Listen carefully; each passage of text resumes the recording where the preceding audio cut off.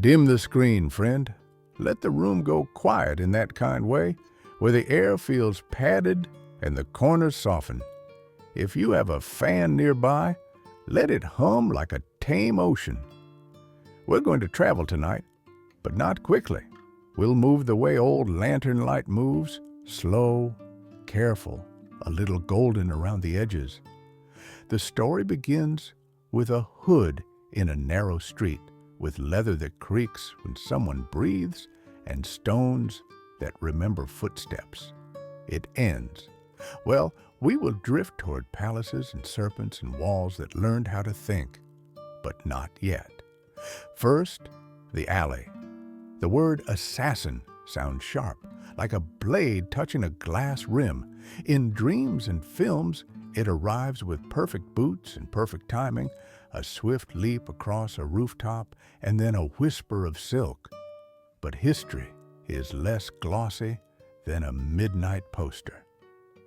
If you were born lucky in the Middle Ages, you counted grain, not heartbeats. If you were born unlucky, you learned to vanish. The people who slipped into the work of killing for hire did not come from mountaintop schools. They came from the places where doors never fully closed. Dismissed soldiers who knew the weight of steel, pickpockets with quiet shoulders, wanderers whose names had been rubbed down to initials. They did not stand in candlelit rows to recite oaths. They learned by not dying. Listen to the alley. A bucket rattles. Somewhere a dog coughs like an old bellows. There's a tavern 2 doors away, and its song is tired. You can hear the tankards kiss the table.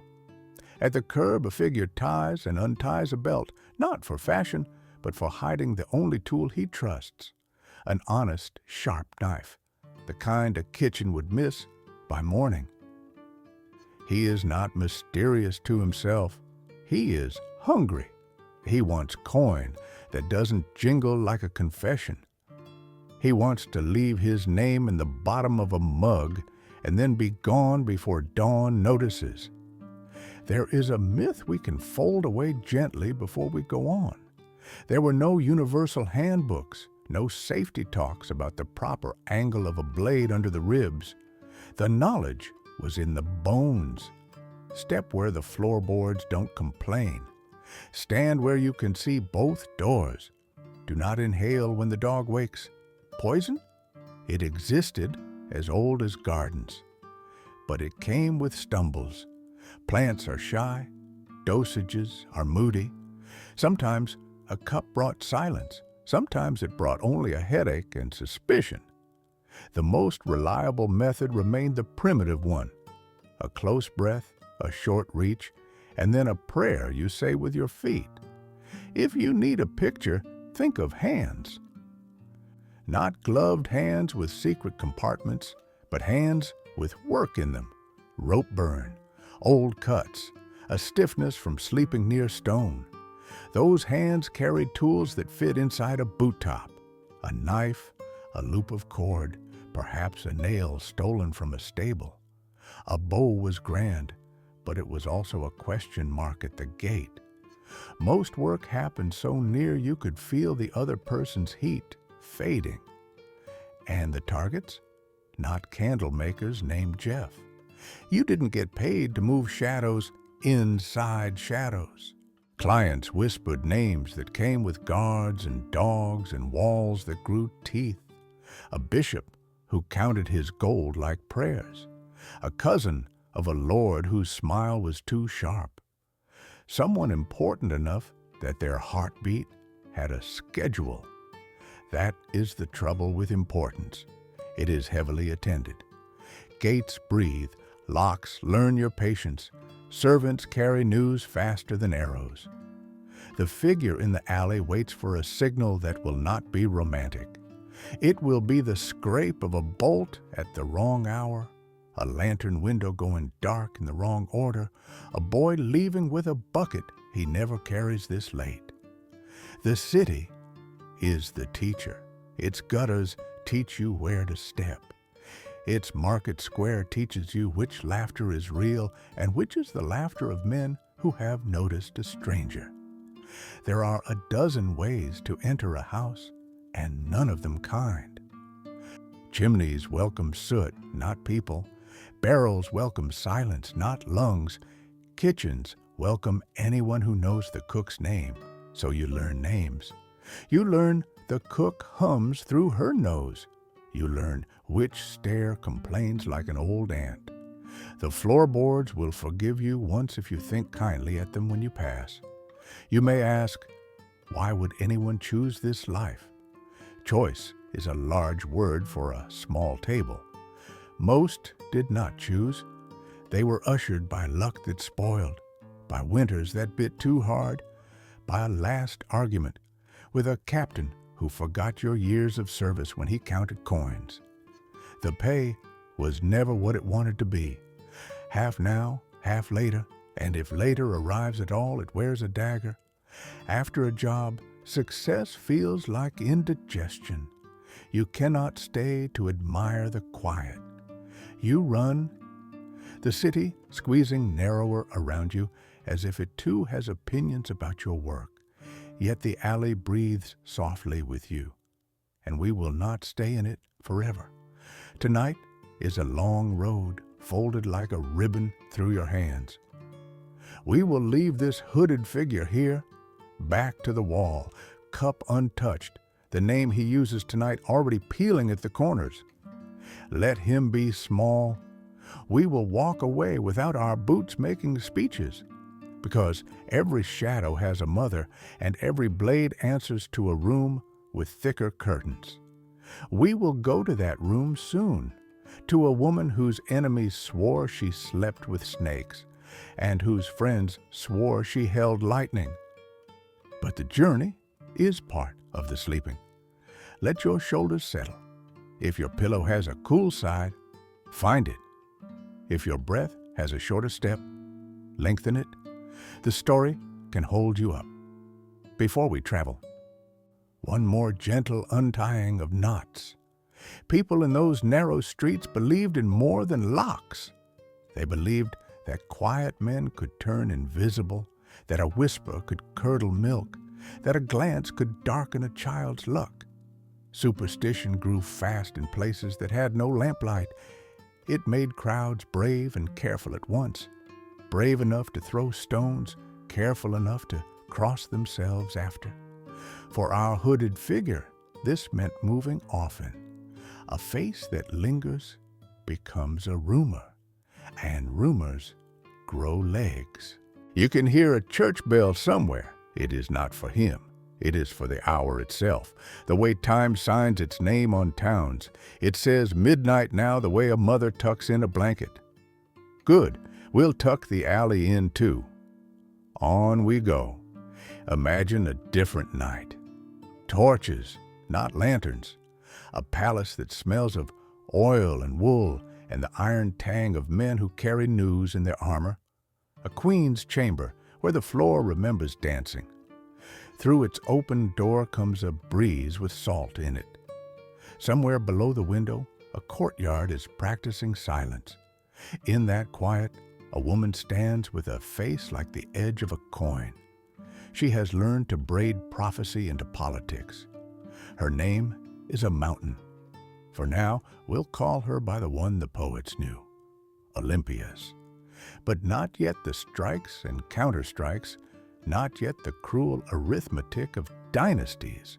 First, let's breathe with her as she watches a lamp burn lower, as a dream she once had of thunder entering her womb circles back like a bird that cannot quite land.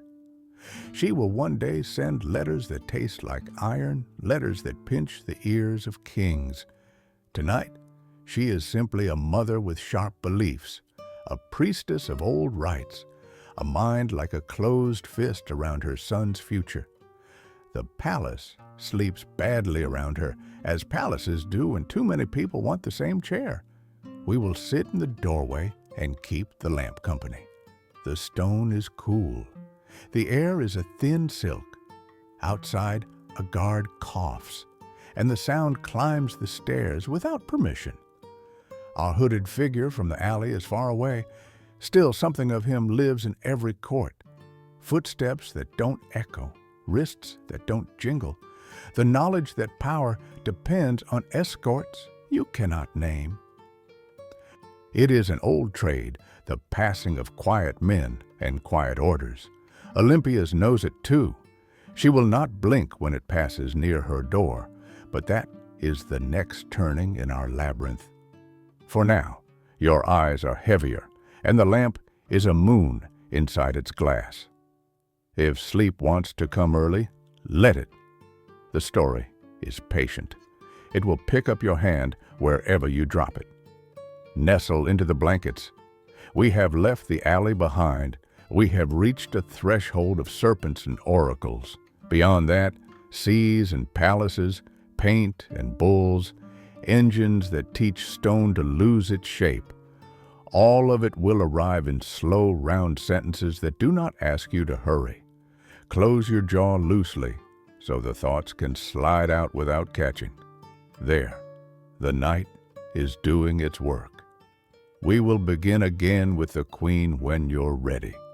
When you wake a queen in her own dream, she rarely thanks you. Olympias had learned this long before the world learned her name. She came from Epirus, a land of mountains and thunder and women who still sang to the old gods. In her homeland, serpents were not feared. They were fed.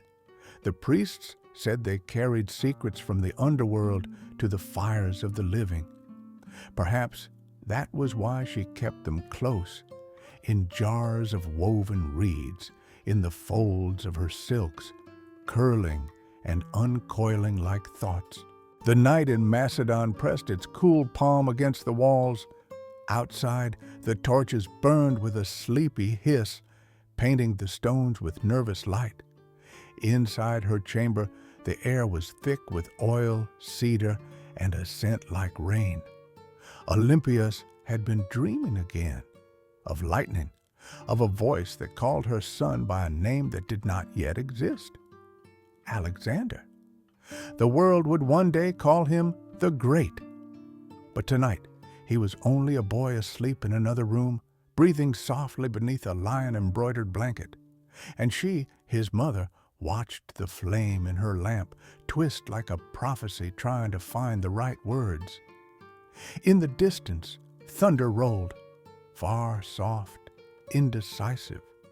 It reminded her of her wedding night, years ago, on the island of Samothrace, when the sky itself had seemed to bless her union with Philip of Macedon, a king who saw conquest as art and loyalty as a temporary condition. That night, she had felt both chosen and condemned. Philip was a man of appetites. He collected wives like trophies, treaties, and warnings. But Olympias was not a decoration. She carried temples in her stare.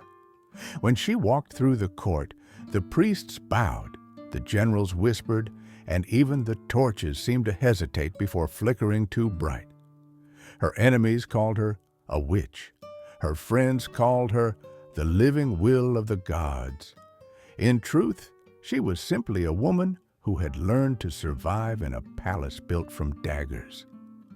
You can almost hear her now, pacing in bare feet, the hem of her robe whispering against the floor.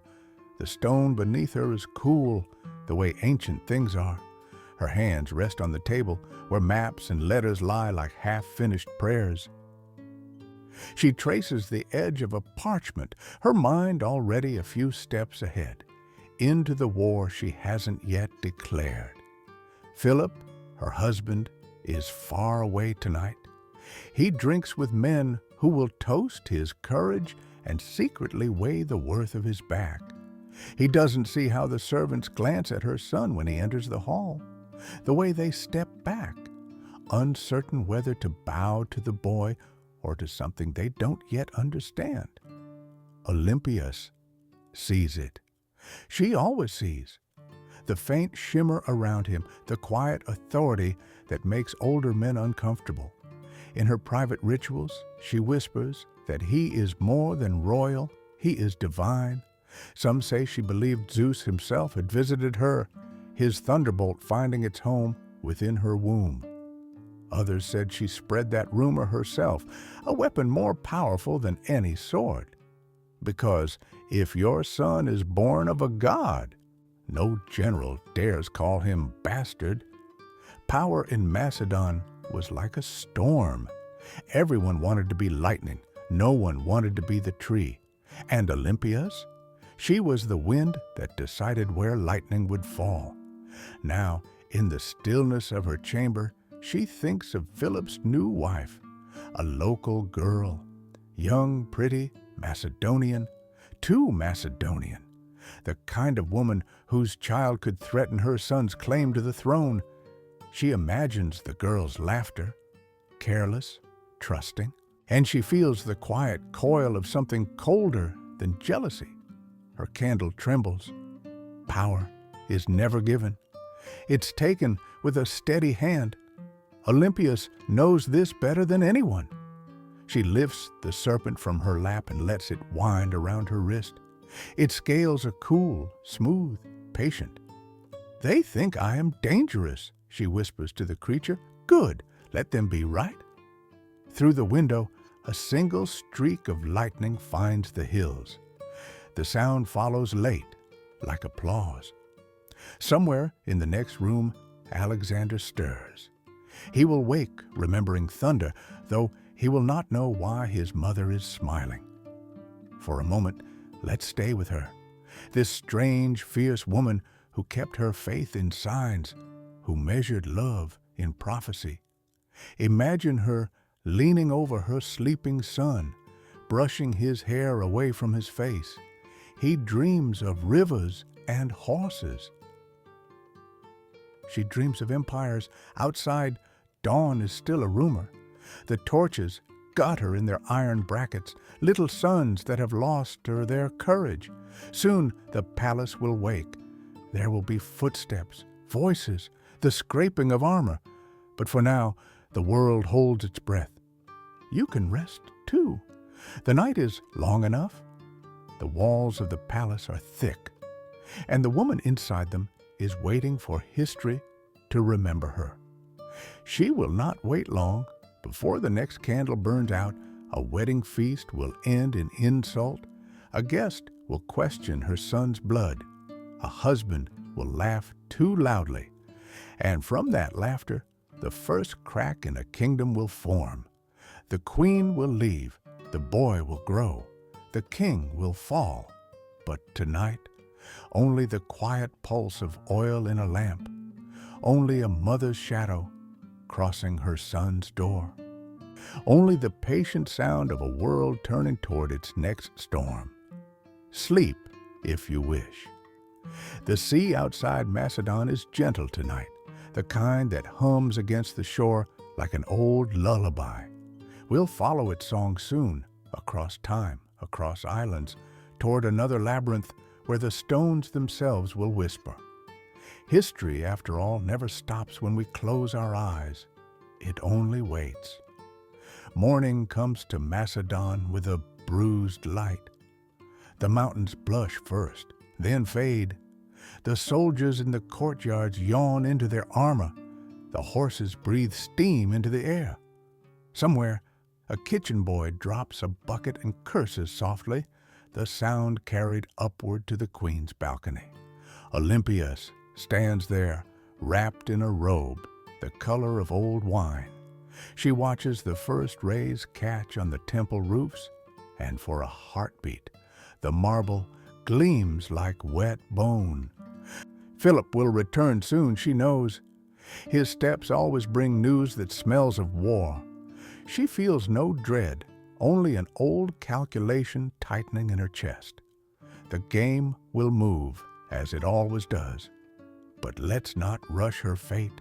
The world beyond her window is calling us elsewhere, to another palace, one older than marble, where time itself seems to curl like smoke. Close your eyes for a moment. Imagine the scent of salt and sun-warmed stone. The air hums, thick with the wings of insects and the laughter of unseen waves. We're on the island of Crete now, long before kings named themselves divine, before men built walls to prove their greatness. The sea glitters like hammered bronze, and somewhere inland, a palace breathes in its sleep. Knossos. The first time the wind brushes its walls, it sounds almost human. A sigh caught in corridors of painted plaster and columns dyed red as pomegranates. This place is not built for defense. It is built for memory. The Minoans, as we call them, were people of balance. They carved no empires with spears. Their ships were their soldiers. Their trade routes were their borders. Through harbors heavy with spices and copper, they built a peace that glowed. While others sharpened iron, they sharpened artistry. The palace of Knossos rose from their vision like a thought too large to stay buried. From afar, it looks almost alive, layers upon layers of terraces and courtyards, windows that pour light into stairwells, passages that lead nowhere and everywhere. It is easy to believe the stories the Greeks later told, that within its 1,000 rooms lived a creature half man, half bull, kept by a king who loved the sound of fear. But the truth is quieter. There was no minotaur, only misunderstanding. A myth shaped from the dizzying brilliance of architecture. The labyrinth wasn't built to confine a monster. It was built to imitate the pattern of life itself. A spiral, endless and mysterious. Walk with me through it. The floors are cool beneath your feet, made of gypsum that shines faintly even in shade. To your left, a mural of dolphins leaps above a blue so deep it seems to breathe. To your right, dancers twist around a bull mid-leap, their limbs curved like ribbons in motion. The air smells faintly of beeswax and olives. Somewhere, water drips rhythmically, steady as a heartbeat. In one room, a low alabaster seat waits against the wall. They call it a throne, though no one knows whose. Griffins flank it, proud, watchful, painted in ochre and gold. Was this where a king ruled or where a goddess was honored? We cannot tell. The Minoans didn't leave us words we can read. Their script, linear A, still refuses to yield its secrets, so we listen instead. The palace speaks in its own language, frescoes instead of sentences, symmetry instead of syntax. Every column, painted dark at the top and light below, seems to bend the rules of gravity, as if reminding us that beauty was once considered practical. There are no walls for war here, no arrow slits, no battlements. The Minoans built for air, for light, for the ceremony of living. Their confidence was an architecture of peace, and that, perhaps, was their downfall, because beauty rarely survives unguarded. Step deeper. The corridors twist again, and now you can feel it, the gentle unease of being watched by the past. The farther you go, the quieter it gets, until even your breath feels intrusive. The walls press close, but not menacingly, more like they're curious. They want to know if you'll remember them when you leave. Look closer. The bull's horns carved into every lintel, the double axe, labris, etched into pillars, appearing again and again like a word you almost recognize. The Greeks thought labyrinth meant maze, but maybe it meant the house of the double axe. Maybe it was never about getting lost. Maybe it was about finding what you feared. Now imagine the sound of sandals on stone centuries ago. A priestess passes by, her skirt flaring like a wave. In her hands, a snake twines, calm, alive, sacred. To her people, serpents were not symbols of sin. They were guardians of renewal, of the soil's pulse. In her eyes, there's no terror, only purpose. The ritual will begin soon. Music, movement, a dance older than writing. Bulls will leap, bells will ring, and somewhere among the terraces, the sun will pour its fire through the open roofs like blessing. Everything here breathes together, human, animal, divine. No boundaries, no hierarchies, just rhythm. And yet, if you stand still, there's another rhythm below. The ground itself seems to throb faintly, as though something deep beneath is turning in its sleep. The island sits on restless earth, and long after the dancers have left, that earth will remember how to shake. Around 1600 BCE, the island of Thera to the north erupts. A volcano so vast its roar is heard for days. Ash clouds roll across the sea. Waves rise taller than ships, folding harbors like paper. Crete trembles. Its fields drown in salt. Its merchants return to ruins. Knossos survives the first blow, but not the aftershocks. Trade falters, grain spoils. Fear spreads faster than lava, and from across the Aegean, new powers watch. Mycenaean men with heavy armor and heavier ambitions. When they finally come, it isn't with fire, but with hands that rebuild in their own image. The frescoes change, less dancing, more marching. The scripts change, Linear A replaced by Linear B.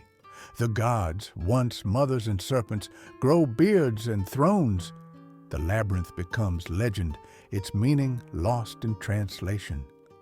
Centuries pass, the palace falls asleep beneath dust and olives. People forget. The sea keeps whispering, and one day, a man with a British accent and a stubborn dream arrives, holding a shovel and a myth. But that is for the next part. For now, stay here a while. Let the corridors fade into quiet. Let the painted dolphins swim back into the walls. The air smells again of earth after rain. The waves outside repeat the same sentence over and over. Everything that rises must rest. You can rest, too. It is centuries later now, and the olive trees have thickened around the ruins. Their roots dig deep, curling through stones that once held up ceilings and prayers. The palace of Knossos sleeps beneath layers of soil, its painted rooms forgotten by everyone except the wind. Only the cicadas remember the music, and they play it every summer, just in case. Then, one spring morning in 1900, the silence shifts. Boots press into the dust, shovels bite the earth, and history stirs awake. The man leading the dig is named Sir Arthur Evans, a scholar with a soft voice, bright eyes, and a heart full of mythology. He has come from England carrying books, sketches, and a childlike certainty that stories can be proved. The local farmers had told him of strange stones buried in their fields, carved seals, and old coins that surfaced after heavy rain. To them, these were curiosities. To Evans, they were whispers. He kneels in the dust and begins to dig. What he finds feels like dream logic made solid. A staircase descending where none should exist. Walls covered in red plaster and patterns like waves. A throne carved from alabaster. Corridors looping into each other, forming paths that refuse to stay straight. The air inside smells of earth and time. That dry, sweet scent you get when ancient dust is given new light. Each layer he uncovers feels like pulling a thought from the world's long memory. Soon, the scale of the discovery becomes impossible to ignore. It isn't just a house, it's a city, a living map of rituals, storage rooms, workshops, courtyards, and shrines, everything revolving around a bright, open heart of stone. Evans is overcome. He remembers the legend of King Minos and his labyrinth, the home of the Minotaur, half man, half beast. He looks around at the dizzying complexity of Knossos and thinks, yes, this is it. He names the people who built it Minoans, after that mythic king, though no ancient tablet uses that name. From then on, he becomes not just an archaeologist, but a storyteller with a trowel. His pen moves faster than his shovel. He writes of queens who held snakes in their palms, of priest kings crowned by the sea, of palaces that glowed with color and ceremony. To him, the past is not a ruin, but a stage, and he is both audience and director. He restores the walls with concrete, paints the frescoes anew, rebuilds the columns in shades of red and black. Critics will later call this vandalism, a Victorian fantasy poured onto Bronze Age stone. But as he walks through the echoing corridors, Evans doesn't hear criticism. He hears footsteps. He imagines voices, laughter, the splash of water through the palace's drains. He has resurrected a ghost, and ghosts seldom mind the color of their walls. At night, when the workers have gone, Evans lingers among the ruins. The stars above Crete burn close and blue. He stands by the so-called throne room, tracing the smooth arm of the chair with a gloved hand. The frescoed griffins watch him with eternal patience. In the silence, he wonders if he's standing in the same room where a queen once prayed, or if that, too, is his invention. There's a certain loneliness in uncovering beauty that no one remembers. You have no one to ask if your awe is the right kind. He finds hundreds of clay tablets marked with symbols he cannot read. Linea A, the lost language of the Minoans. To Evans, each one feels like a message addressed to him, sent from a civilization that trusted the sea more than swords. He will never decipher them. No one ever has. And perhaps that's fitting. Some mysteries want to stay as they are, half sound, half silence. When you walk through Knossos today, you can still feel both truths pressing against each other. The real and the imagined, the ruin and the dream, concrete patched over clay, history patched over myth. It's messy, imperfect, human, exactly as all stories are. Evans dies believing he has found the house of Minos. What he actually found was the heart of something older and gentler, a world that worshipped motion, color, and life itself. A civilization that vanished without a scream, leaving behind a pattern too beautiful to forget. And so the labyrinth lives on, not as prison, but as echo. Every tourist who steps through its halls becomes Theseus for a moment, following invisible threads of curiosity. Every scholar who reads a tablet joins Ariadne, searching for the language that might lead them home. But myths have long roots. They reach past palaces into darker ground, into the stories of how people learned to build, to defend, and to destroy. Knossos was not a fortress, yet others elsewhere learned to build walls that could survive anything but time. From here, our path turns toward those walls and to the minds that tried to break them. You may picture the scene changing slowly, like dawn slipping through an old curtain. The sea falls away. The air grows heavier, metallic. The drums of war begin softly, as if someone far away is testing thunder. We are entering the age of siege, where genius and cruelty share the same workshop, where the first engineers listened to stone and asked, "How long can you stand against us?" But before we march with them, breathe once more. Let the image of Knossos settle. Red columns, blue dolphins, the scent of dust and sunlight. That peace will stay with you as we walk into fire and iron. Imagine now that the colors of Crete have faded from your eyes. The sea hushes into distance, What replaces it is the smell of iron and smoke, of resin burning on ropes and fresh-cut pine. The world has changed. Men no longer build palaces that breathe. They build walls that brace for storms. Somewhere in Mesopotamia, under a sun that never seems to rest, soldiers drag the trunk of a tree toward a gate. The trunk is wrapped in iron bands, the end sharpened to a dull point. This is no timber for building, it is a weapon, a battering ram. In the carvings of Nineveh, you can still see them. Teams of men crouched beneath a wooden frame, their arms taut, their mouths open mid-shout. The ram swings like a pendulum, rhythm steady and cruel. Dust rises, stones groan, a city trembles behind its walls, and every heartbeat matches the thud of impact. The Assyrians were masters of this kind of music. They believed that terror was half of victory. Their engines rolled forward not just to break masonry, but to break the soul of a city.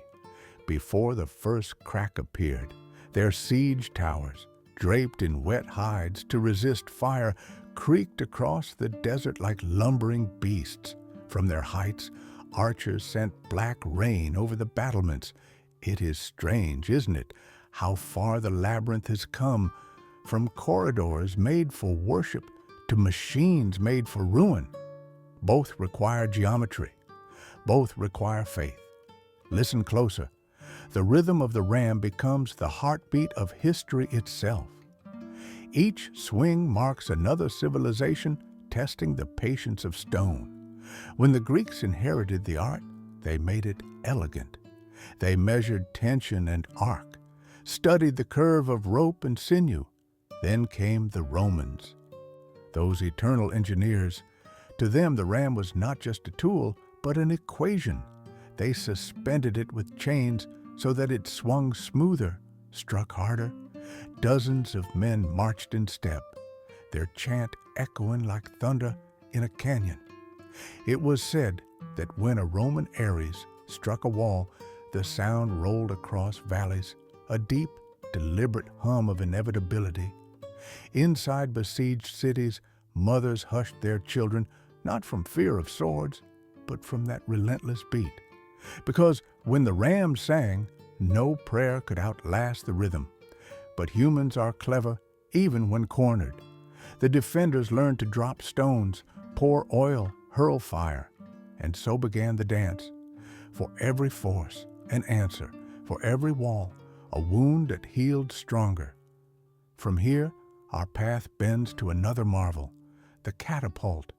Where rams crushed what they could touch, catapults reached for what they could see. They turned physics into prophecy. In Syracuse, a tyrant named Dionysius gathered engineers and poets alike, promising gold to whoever could make his enemies vanish from a distance. They wound animal sinew into cords, twisted and bound until it hummed like trapped thunder. Then they released it. Stones soared, spears whistled. The sky itself seemed to turn against the earth. The first stones flew like questions. What can distance destroy? The answers came swiftly, written in rubble. Across the Mediterranean, armies took notes. Every empire became a laboratory. The Greeks refined, the Romans perfected. A single crew could now send a boulder arcing over walls, guided by nothing but geometry and prayer. It was beautiful in the way storms are beautiful, orderly, majestic, and indifferent. Stand a little behind the operators, feel the strain in their shoulders. The ropes creak, the winches squeal, someone shouts a count. When the lever snaps free, all sound pauses for half a breath. Then a deep, clean whoomph fills the air. The rock sails. For a moment, it looks harmless, a gray bird tracing a perfect curve, then it lands, and the world folds inward. What began in wonder ends in ruin. What was once experiment becomes habit. That is how all inventions mature, and still, The walls grow taller, towers thicken. Builders mix stone with gravel, lime, and faith. They create cities that crouch like lions, daring the world to try again. For a while it works, but patience is not a human strength. Soon, on the far edge of Europe, a new contraption begins to whisper. The trebuchet. Larger, slower, patient as a god, it stands on 4 legs like some wooden creature born to mock mountains. Its arm is long and deliberate. Its heart, a counterweight heavy enough to crush hope. When the order comes, the weight drops, the arm swings, and a stone the size of a man soars above fields and walls alike. For a few seconds, it seems to hang there, the way guilt hangs after a decision. Then it falls, and everything changes. The soldiers cheer, the engineers take notes. The defenders pray to gods that already know the ending. You can almost hear it, the low, drawn-out moan of wood under tension, the thud of impact, the shouts turning to smoke. History has become a conversation between walls and machines. Yet, amid all this noise, something quieter persists. The same curiosity that made the Minoans paint dolphins now makes engineers draw lines in the dust, testing how far a stone might fly. It is the same hand, centuries older, still reaching for understanding. We've moved far from Knossos now, but look how the thread holds, the love of pattern, the hunger to master balance. Even war, at its most brutal, is an art of proportion. For a moment, step back from the roar, picture the sky above a besieged city, heavy clouds, slow light, a single gull turning circles. Beneath, men labor, women hide their children, and the earth absorbs every sound until it too seems to hum.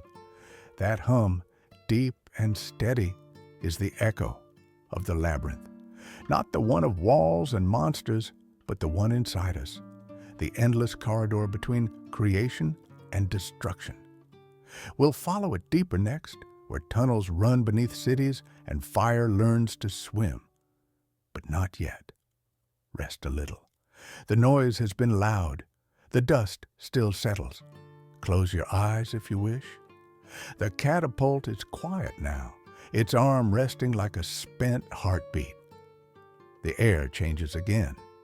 It's cooler here, heavy with the scent of earth and ash. The light is dim and patient.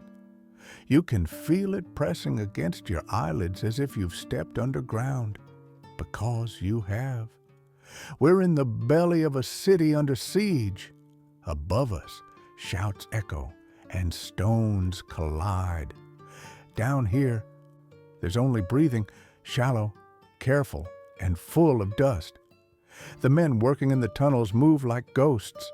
They carry small lamps that throw trembling halos onto the clay walls. Their tools are simple: pick, spade, courage. This is the art called sapping, the oldest and quietest way to unmake a fortress. You don't fight the wall. You teach it to collapse on its own. The idea is simple, the act anything but. You dig toward the base of a wall, propping your tunnel with wooden beams. When you've reached the right depth, you stack the beams with tar and oil, then light them. Fire eats wood faster than time eats kingdoms. When the supports give way, the earth sighs, the wall above groans, and suddenly what stood for centuries decides to lie down. It's a strange sound, a slow folding of stone, more like an exhale than an explosion. Sometimes defenders never hear it coming until daylight changes shape. One moment there's a wall, the next there's a sky where none should be. The Assyrians used it first, but every empire learned the tune. The Greeks perfected countermining, digging their own tunnels to intercept invaders mid-earth. Imagine that for a moment. Two groups of men, meters apart, listening for each other's breath through layers of soil. They don't see faces. only the trembling of their lamp flames as the sound of picks grows nearer. When the tunnels meet, there's no battle cry, just panic and the short work of blades. Claustrophobic, isn't it? You can almost feel the walls leaning in, the air growing hotter from torches, the dirt falling into your hair. There's nowhere to run, only forward, through the tunnel or backward into silence. The war beneath the world is the quietest and cruelest kind. In medieval Europe, miners became prized artisans of doom. Kings paid them in gold and absolution. Engineers marked their progress on parchment, calculating where a single tremor could bring down an entire tower. The siege of Rochester Castle in 1215 is a famous whisper of this craft. King John's men tunneled under a corner of the keep, filled the space with the fat of 40 pigs, the purest, oiliest fuel they could find, and set it alight. The result was biblical. The tower fell as though it had sighed too deeply. If you close your eyes now, you might hear it, not the crash, but the pause before it, that long, trembling breath the world takes when it realizes something enormous is about to change. Wars are built on such breaths, but humans, relentless in both destruction and defense, learned to answer fire with fire. Defenders poured boiling water, oil, molten sand, anything that flowed and burned. Greek fire, they called the most terrible of these inventions, a secret mixture born in Byzantine workshops. Its formula so well guarded that it died with the empire itself. They say it burned even on water, clinging to ships like vengeance. Sailors who saw it never forgot the color, a green-orange that hissed like language. Picture the scene, the sea black and smooth, then suddenly alive with floating flame. Arrows arc through smoke, men shout prayers, and the night becomes brighter than day. Even time seems to recoil. Yet not all defenses were fire and fury. Some were clever, even playful in their cruelty.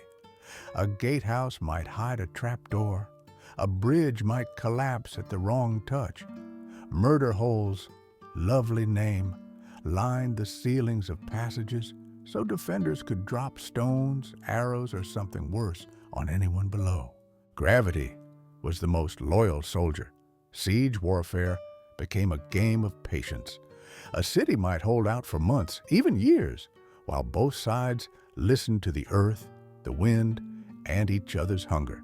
Supplies dwindled, diseases crept in. Sometimes victory came not from engines or rams, but from the simple arithmetic of despair. If you listen closely now above our tunnel, you can hear both armies breathing, the besiegers with their smoke-stained hands and the besieged with their hollow stomachs, each waiting for the other to blink first. History books talk about battles as if they ended in glory, but glory doesn't live here, in these narrow spaces filled with soot and fear. Down here, you only learn two things: how long you can hold your breath and how quiet courage really sounds. And when dawn finally breaks and the siege ends, whichever side has won, the tunnels remain, empty veins beneath the earth, forgotten corridors where picks and bones lie side by side. If you ever stand atop a ruined wall and feel a hollow echo underfoot, perhaps it's one of these tunnels still whispering upward. That whisper carries through time. It will guide us out of the dark now toward the world above, where stone meets sky again, where the weapons grow taller and louder. Trebuchets are waiting on the horizon, their wooden arms still poised like questions. Let's climb up. Feel the soil fall away. The air is sharper here, full of wind and distance. The war isn't over. It's only standing taller. Take a deep breath. The ground beneath you holds centuries of silence. Ahead lies thunder built by human hands. We rise from the tunnel slowly, like thoughts surfacing after a dream. The air above is cold and wider than memory. Around us, a plain stretches toward the walls of another city, the last stubborn dot of stone against the horizon. Smoke drifts from the campfires. Men move in quiet lines, building, measuring, preparing. There's a rhythm in their labor, like an enormous heartbeat made of wood and will. Before you see the machines, you hear them. The scrape of timber, the groan of rope, the deep clank of iron pins driven home. The wind smells of tar and horse sweat and expectation. Siege engines, the newest language of ambition, are being born. The trebuchet, king among them, stands in the center of the camp. Its frame is taller than a tower, its counterweight the size of a room. It is not built quickly nor quietly. It grows the way mountains grow, slowly with purpose. Watch the engineers circle it, tightening ropes, checking angles. They speak in the calm tones of priests before a ritual. To them, the trebuchet is more than a weapon. It's proof that the laws of nature can be persuaded. A long arm, a heavy stone, a precise release. Gravity itself turned into servant. When it finally fires, it feels less like violence and more like ceremony. The arm swings down with a slow inevitability, and the sling snaps upward, releasing its burden into the open sky. A heartbeat of silence follows. Then a sound like thunder rolled in a barrel. The projectile arcs in a perfect curve, vanishing for a moment into the sun before finding the wall far beyond. The ground jumps when it lands. This is what awe sounded like in the 13th century. Sometimes, though, the stones carried messages instead of destruction. Soldiers would tie scraps of parchment to them, insults, threats, even jokes. Others filled the sling with more imaginative offerings, pots of lime to blind defenders, barrels of flaming tar, rotting carcasses to poison the air. During one siege in Scotland, the attackers built a trebuchet so immense that the defenders surrendered before it fired a single shot. The king, disappointed, refused their surrender until he had seen it work. And when it did, the wall folded like parchment. The trebuchet taught cities a hard truth. Height no longer meant safety. The sky had joined the war. You can imagine what it was like to watch from the ramparts. One moment, calm. The next, the air itself betraying you. Stones rose from the distant fields like dark moons, spun in slow silence, and then descended. The defenders could do little but listen to the whistling arc of fate. And yet, humans are stubborn. For every new weapon, there came new walls, thicker, angled, clever. Architects learned to curve the sides of towers to scatter the force of impact. Masonry turned into philosophy. Every stone was an argument against despair. But the siege was more than physics. It was theater, carefully staged terror. The building of a trebuchet wasn't hidden, it was displayed. The noise, the size, the smoke, all of it a message. Look what we are willing to make to reach you. Fear did more work than fire. At night, camps glowed red with forge light. Blacksmiths hammered bolts for catapults, while carpenters stitched hides over the wooden skins of rams. The smell of pitch hung thick and sweet. Some soldiers slept. Others stared at the walls, imagining the faces on the other side doing the same. For the besieged, time stretched thin, days measured by the sound of drums and the slow count between impacts. The first crack in the wall brought no relief, only dread, because cracks are promises, and promises kept by war are never gentle. Still, there were moments of strange calm. Between shots, silence settled like dust. You could hear birds again, or a soldier humming to himself, or the shuffle of dice somewhere behind the lines. Life, as always, found its way through the gaps. And then the silence broke once more, the ropes tightened, and the arm fell. Every siege is a conversation, even if both sides speak in stone. Centuries pass. The materials change, sinew to steel, stone to iron, gravity to gunpowder. But the shape of the thought remains. Someone wants in. Someone wants to keep them out. Everything else is invention. By the late Middle Ages, the sky no longer arched in lazy silence. It screamed. Cannons arrived. Iron throats that spat thunder. The first shot of gunpowder changed history's rhythm forever. Walls that had withstood centuries of rams and ruses crumbled within hours. At Constantinople, the city once called Eternal, the great Theodosian walls finally met their match. Cannons as long as cottages lined the fields, fed with molten patience by Ottoman engineers. When they spoke, the ground itself forgot how to breathe. The stones that had seen empires rise simply fell apart. But that belongs to the next dawn of warfare. For tonight, we'll stay a little longer in the age of ropes and courage, when victory was measured in splinters and smoke, and the sky was still learning how to fall. If you listen closely now, you can still hear the rhythm, the creak, the pull, the release, the sound of gravity practicing art. It fades slowly, echoing across the plain like a heartbeat, retreating into distance. And when the night closes in again, it feels as if the earth itself exhales, tired of its own noise. The fires dim. The soldiers drift to sleep beside their unspent stones. The engines rest, their shadows stretch long across the fields. You can rest too. The world is quieter now, but the story isn't done.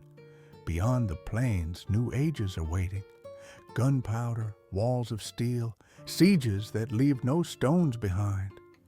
And through it all, one truth remains. The labyrinth we build, whether of corridors or cannons, is always meant to hold something we fear losing. Close your eyes. Hear the faint creak of wood cooling in the night. The siege has paused, but history never truly sleeps. The night lingers over the battlefield like a slow breath. Smoke curls upward in ribbons, pale against the moon. For a moment, you might think it's finally quiet, that the world has spent its rage, but listen carefully. Beyond the silence, another sound is beginning, faint and sharp, like a match struck in the dark. Gunpowder has entered the story. No one knows exactly who first mixed saltpeter, sulfur, and charcoal and realized they could make thunder in their hands. Some say it began in China, a side effect of searching for immortality. The irony is perfect. Men looking for eternal life discovered a recipe for ending it faster. From there, the secret traveled along the same roads as silk and stories, carried by merchants and warlords who understood both profit and fear. When it reached Europe, it didn't arrive as revelation, but as rumor. Monks tested it in cloisters. Alchemists whispered over their flasks. Kings pretended to ban it even as they funded its study. The first cannons looked ridiculous, squat, wide-mouthed creatures of bronze and superstition. They misfired as often as they roared. But when they worked, they changed everything.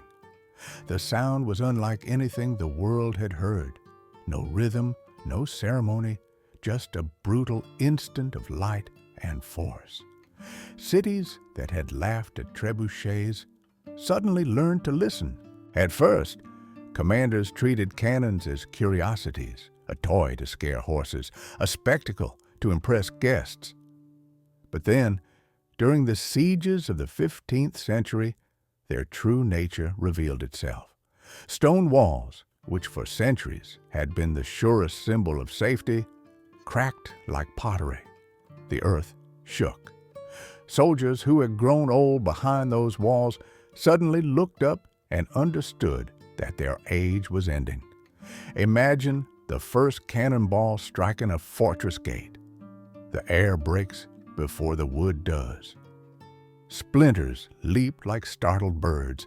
Men cover their ears, though it doesn't help. The sound travels through bone as much as air, and behind that sound comes the smell. Sulfur, iron, and something strangely sweet, the scent of change itself. The trebuchets are abandoned. Their ropes rot in the fields. The catapults become relics, curiosities for painters and poets. The age of muscle gives way to the age of fire. Every invention is a confession.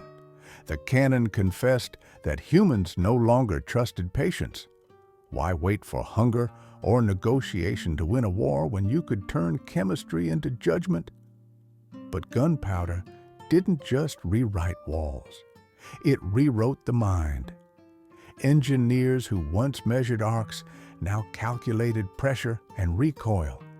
Fortresses learned to crouch lower, their walls angled and layered, designed to deflect rather than resist.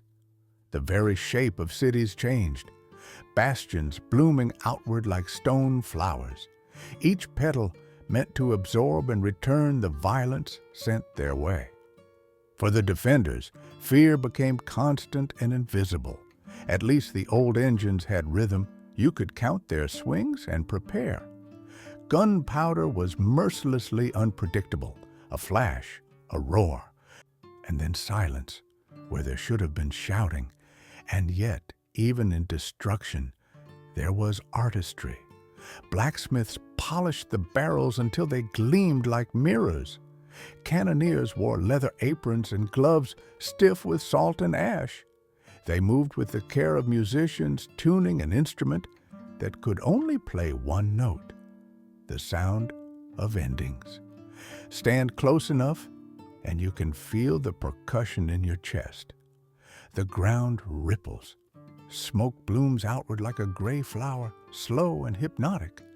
Then the wind takes it, scatters it across the field, and for a heartbeat, the world seems still again.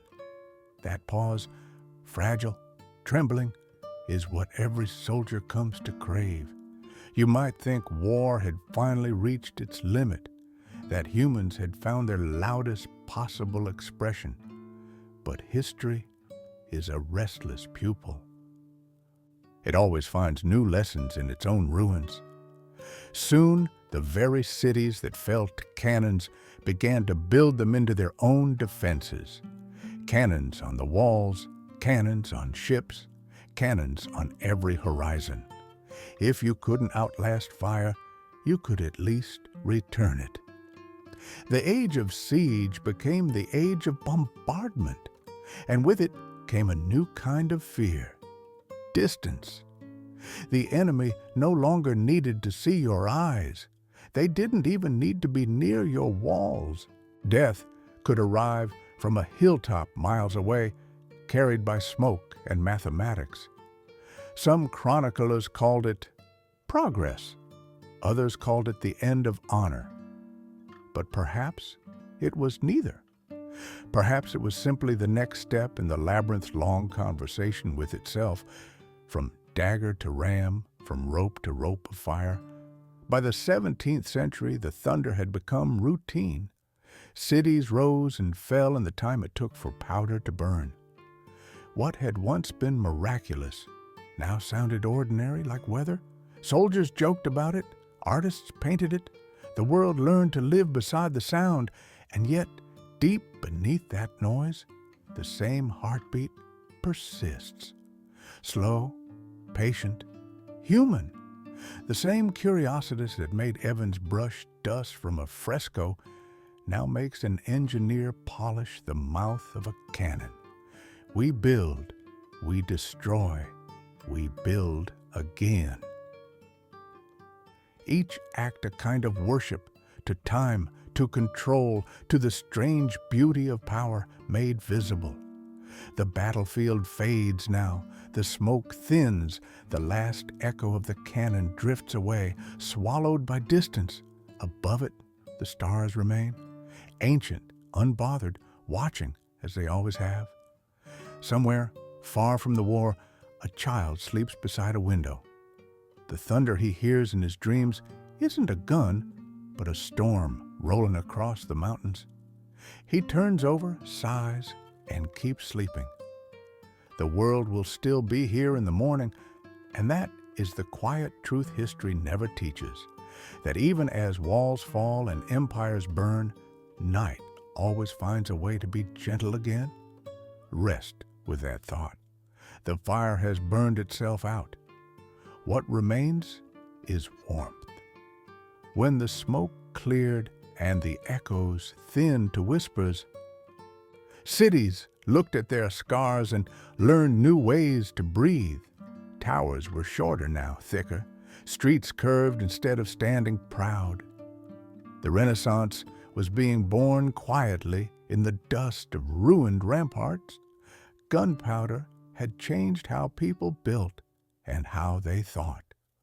Fortresses began to fold inward like flowers closing for the night. The proud spires of the Middle Ages gave way to bastions, low and angular, designed to trick the wind and deflect fire. From above, they looked almost like stars, geometry replacing faith. In Italy, the architect Francesco di Giorgio drew fortresses shaped like snowflakes. Each wall guarded the next, each shadow calculated. The age of divine symmetry had arrived, born not from peace, but from precision. If you couldn't stop destruction, you could choreograph it. But even as architects sketched their perfect lines, the world around them softened. Artists painted skies instead of sieges. Poets wrote of beauty found not in battle, but in light. And maybe that's why this story feels gentler now, because even war must pause to breathe. Imagine walking through one of those new cities at dawn. The streets are empty.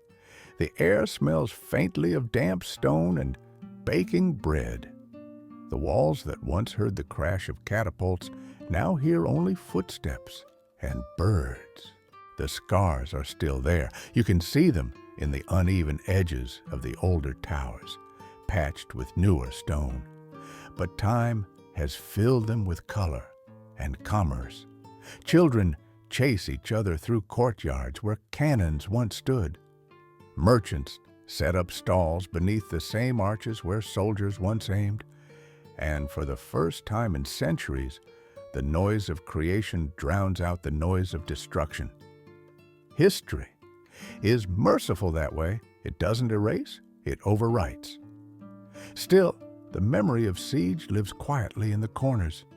Every locked gate, every narrow alley is a leftover echo. Cities never truly forget how to hide. The human heart doesn't either.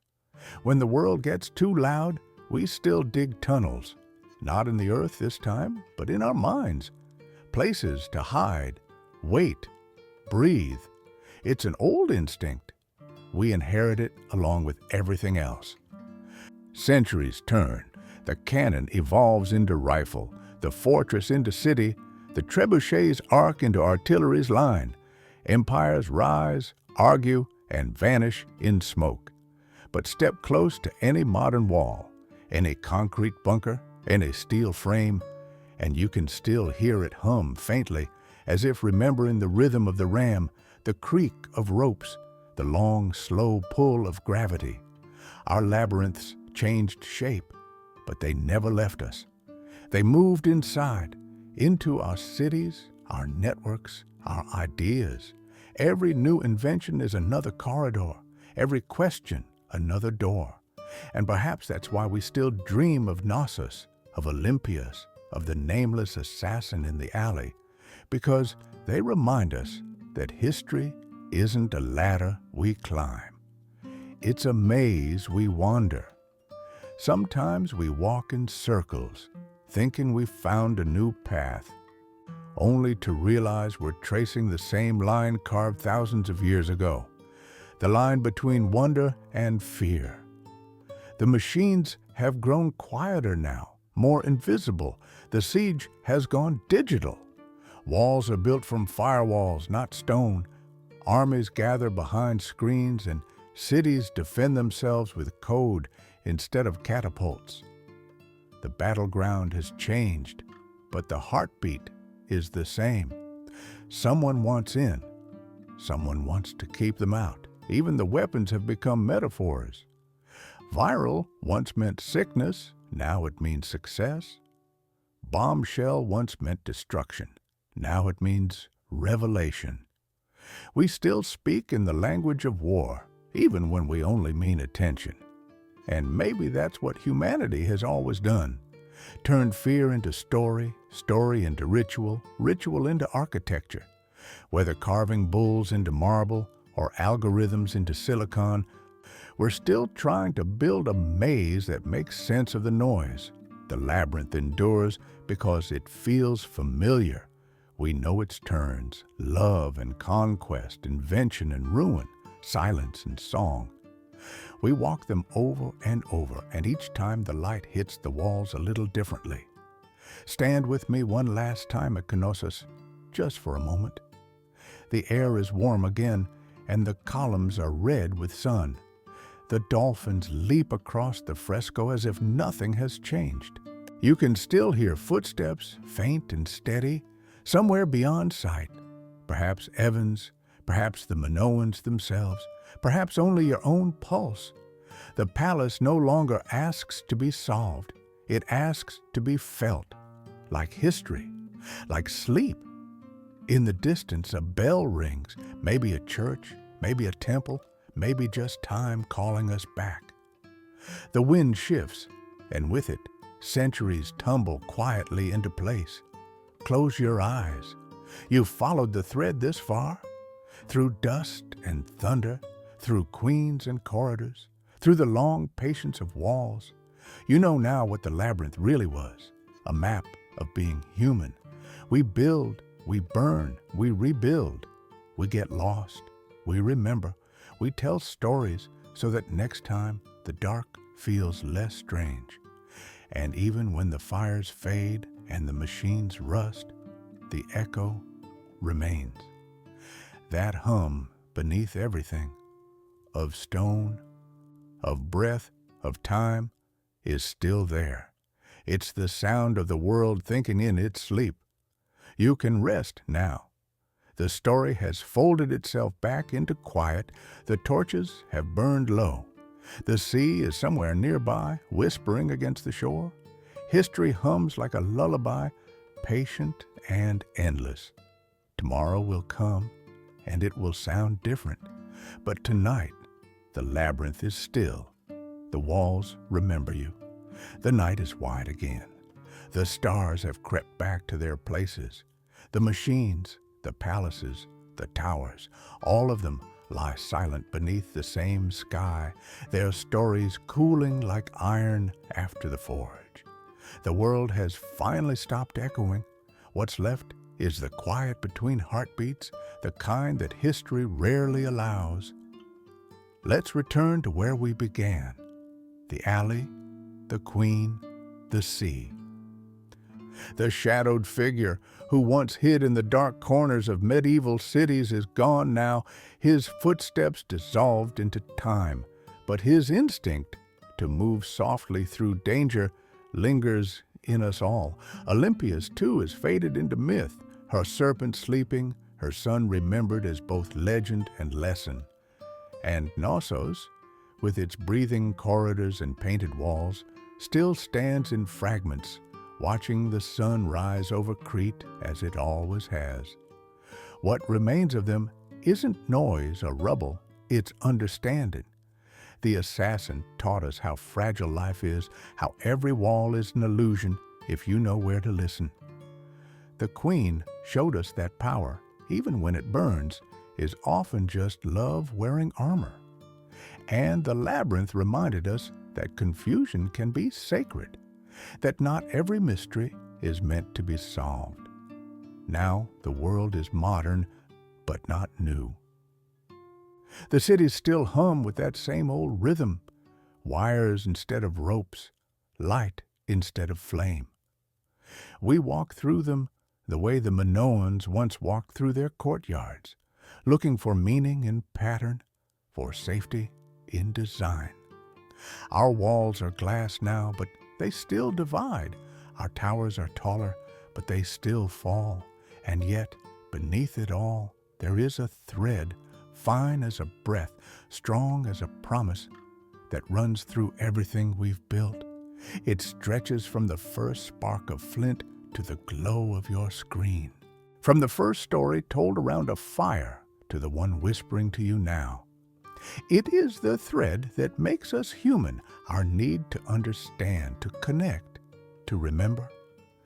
Picture yourself standing in Knossos once more, alone but not lonely. The sun drifts across the courtyard, and the air smells of dust and sea salt. The wind moves through the columns, gentle as a sigh. If you close your eyes, you might almost hear them. The murmurs of dancers, the rustle of silk, the distant sound of hooves on sand. The labyrinth is alive again, not as ruin, but as rhythm. You walk its paths slowly. The walls breathe with you. The light spills around corners like curiosity. Every turn feels familiar, and every familiar thing feels new.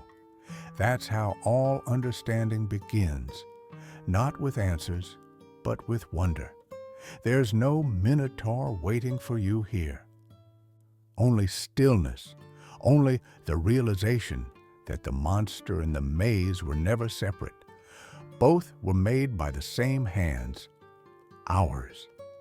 The fear that built the wall is the same that painted the fresco. The desire to protect is the same that invented fire. We build what we love. We destroy what we fear. We confuse the two, and then we build again. That is the long heartbeat of history. When Sir Arthur Evans brushed the dust from the first fresco, he wasn't just revealing a palace. He was waking something that had always been alive, the human wish to remember. And when he walked away at dusk, leaving the ruins glowing red under the sun, he probably didn't realize he was one of them now. Another layer, another echo in the maze. Centuries from now, others will walk where we are standing. They'll find traces of us, screens, roads, stories, and wonder who we were. Maybe they'll think we lived inside another labyrinth, one made of signals and satellites. Maybe they'll be right, but I hope they'll hear what you're hearing now. Not the noise, but the pulse beneath it. Because even when the world forgets, the thread remains. If you listen carefully, you can feel it running through you, through the hum of your room, the rhythm of your breath, the slow turning of the planet. The same thread that tied a Minoan artisan to his brush, a Byzantine alchemist to his flame, a medieval builder to his wall. The same quiet continuity that turns chaos into story. That's what the labyrinth really was, a map of connection. And at its center, not a monster, not a god, just silence. The kind of silence that doesn't erase but gathers. The kind that feels like sleep approaching. So let it. Let the world settle back into darkness, the safe kind. The fire has cooled. The seas are calm. The walls stand still. You've followed the thread all the way through, from shadow to empire, from dust to discovery, and now it leads nowhere at all, which is exactly where it was always going. Take one more slow breath. Feel the air move through you like a tide returning home. The labyrinth sleeps again, and so can you. Good night.